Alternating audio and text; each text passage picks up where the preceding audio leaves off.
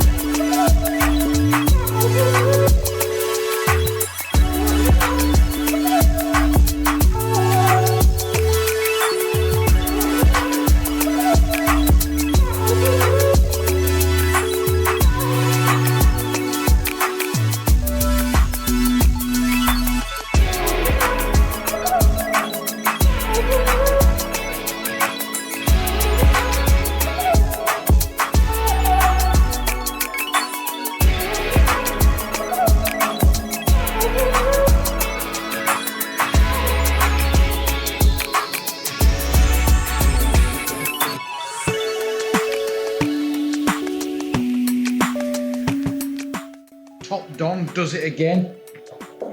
Motor diagnostic tool, top down ARRI tag thing. Incredible, love it. Just wound the brake pistons back. I'm really happy with that. Just opened this box of Brembo bits, rear brake pads. Comes with the new clips, new brake pads and new bolts. Not very often you get all 3. Bargain.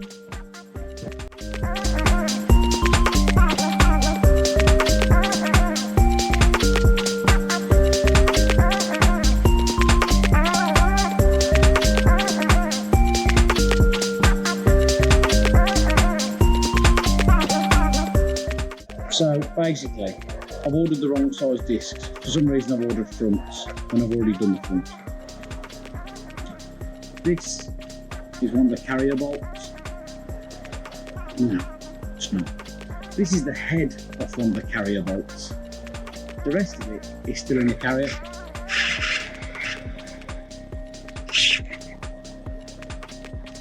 I'm unsure what to do.